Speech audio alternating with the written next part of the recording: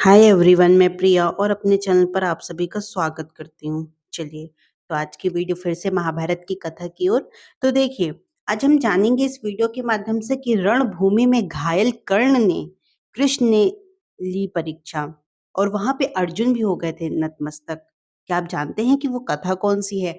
तो चलिए, आपको जो कथा है वो पूरी स्टार्टिंग से लेकर एंडिंग तक देखना है। वीडियो को बिल्कुल भी स्किप नहीं करना है, नहीं तो आपको नहीं समझ में आएगा, जैसा कि मैं हमेशा बोलती हूँ। चलिए, कहते हैं कि कर्ण रणभूमि में घायल पड़े थे। जब युद्ध हो रहा था, तब कहते हैं कि जो कर्ण थे वो युद्ध भूमि में घायल पड़े थे और अर्जुन उनका उपहास उपहास उठा रहे थे। कहते हैं कि श्री कृष्ण ने कहा कि कोई दूसरा कर्ण जैसा वीर है ही नहीं, दानवीर। दोनों परीक्षा लेने कर्ण के पास पहुंचे और अर्जुन उत्तीर्ण हुए। कैसे? कहते हैं कि जब जब दान की बात आती है तो दुनिया कर्ण को याद करती है। कहते हैं कि जब जब दान की बात आती है तो दुनिया कर्ण को याद करना नहीं भूलती। परंतु क्या आपको पता है कि ऐसी क्या कहानी है कर्ण और दान के बीच? अगर नहीं तो चलिए जानते हैं इस वीडियो के माध्यम से। देखो, महाभारत का युद्ध चल ही रहा था और सूर्यास्त होने के कारण सभी अपने अपने शिविरों में थे। उस दिन अर्जुन ने कर्ण को पराजित कर दिया था, इसलिए वह अहंकार में चूर था और वह अपनी वीरता की ढींगे हाँकते हुए कर्ण का तिरस्कार करने लगा। तब श्री कृष्ण ने कर्ण की तारीफ यह देखकर कि श्री कृष्ण बोले, पार्थ, कर्ण सूर्यपुत्र है। उसकी कवच कुंडल दान में प्राप्त करने के बाद तुम उस पर विजय पा सके हो, अन्यथा उसे कोई पराजित नहीं कर सकता। कर्ण केवल वीर ही नहीं अपितु दानवीर भी हैं। उसके जैसा दानी ना आज तक हुआ है और ना ही कभी होगा। कर्ण की इतनी तारीफ सुनकर अर्जुन से रहा नहीं गया और वह तर्क देखकर उसकी उपेक्षा करने लगा। तब श्री कृष्ण अर्जुन हाव भाव समझ गए और बोले, हे अर्जुन, कर्ण अभी भी रणभूमि में घायल पड़ा है। तुम चाहो तो उसकी दानवीरता की परीक्षा ले सकते हो। फिर कर्ण और फिर क्या होता है कि अर्जुन ने श्री कृष्ण की बात मान ली और कर्ण की परीक्षा लेने के लिए दोनों ने ब्राह्मण का भेष बना लिया और उसके निकट जा पहुंचे। मरणासन्न होने के बाद भी कर्ण ने उन्हें प्रणाम करते हुए उनके आने का कारण पूछा।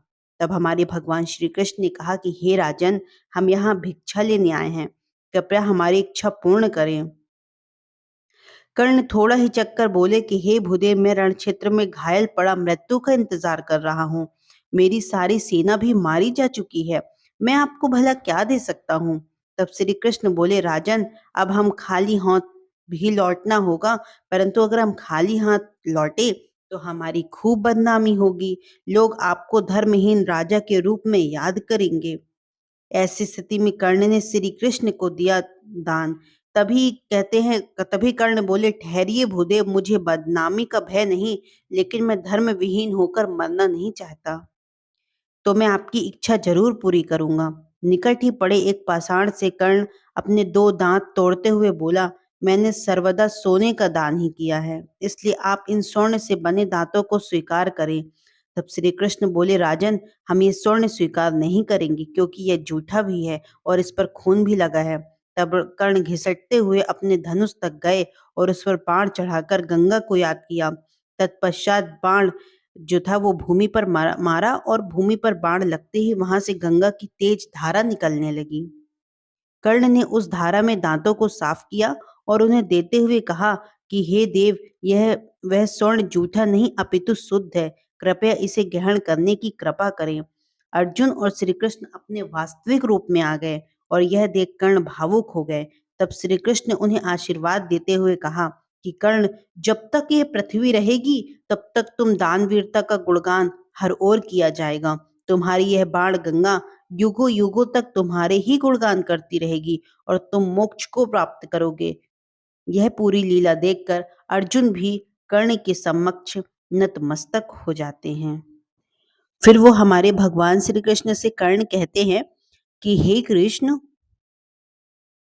कहते हैं कि हे कृष्ण, मेरा क्या दोष था जो मुझे मतलब इतना। तो उन्होंने कहा, उन्होंने बोला कि कर्ण ने कि मेरे जन्म होते ही मेरी माँ ने मुझे त्याग दिया। क्या अवैध संतान होना मेरा दोष था? द्रोणाचार्य ने मुझे सिखाया नहीं क्योंकि मैं क्षत्रिय पुत्र नहीं था। परशुराम जी ने मुझे सिखाया तो तुरंत श्राप दे दिया। क्या जिस वक्त मुझे उस विद्या की सर्वाधिक आवश्यकता होगी, मुझे उसका विस्मरण होगा, क्योंकि उनके अनुसार मैं क्षत्रिय नहीं था। केवल संयोगवश एक गाय को मेरा बाण लगा और उसके स्वामी ने मुझे श्राप दे दिया, जबकि मेरा कोई दोष ही नहीं था। द्रौपदी ने स्वयंवर में मेरा अपमान किया। माता कुंती ने मुझे आखिर में मेरा जन्म रहस्य बताया भी, तो अपने अन्य बेटों को बचाने के लिए। जो भी मुझे प्राप्त हुआ दुर्योधन से, तो अगर मैं आप उसकी तरफ से लड़ूं तो मैं गलत कहाँ हूं? तब कृष्ण ने उत्तर दिया कि कर्ण, मेरा जन्म कारागार में हुआ। जन्म से पहले ही मृत्यु मेरी प्रतीक्षा में घात लगाए गई। जिस रात मेरा जन्म हुआ था, उसी रात मैं माता पिता से दूर किया गया। तुम्हारा बचपन खड़ग रथ घोड़े धनुष और बाण के बीच उनकी ध्वनि सुनते बीता, परंतु मेरा तो मुझे ग्वाले की गौशाला मिली, गोबर मिला और खड़ा होकर चल भी पाया, उसके पहले ही कई प्राण घातक हमले झेलने पड़े। कोई सेना नहीं, कोई शिक्षा नहीं, लोगों के ताने ही मिले कि उनकी समस्याओं का कारण भी मैं ही हूँ।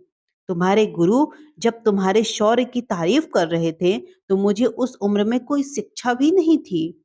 जब मैं 16 वर्ष का हुआ, तब कहीं जाकर ऋषि शांदीपान के गुरुकुल पहुंचा।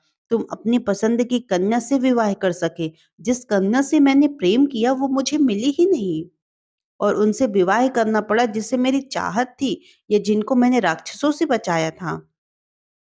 मेरे पूरे समाज को यमुना के किनारे से हटाकर एक दूर समुद्र के किनारे बसाना पड़ा, उन्हें जरासंध से बचाने के लिए। रण से पलायन करने के लिए मुझे भीरू भी कहा गया। अगर दुर्योधन युद्ध जीतता है तो तुम्हें बहुत श्रेय मिलेगा। धर्मराज अगर जीतता है तो मुझे क्या मिलेगा? मुझे केवल युद्ध और युद्ध से निर्माण हुई समस्याओं के लिए दोष दिया जाएगा।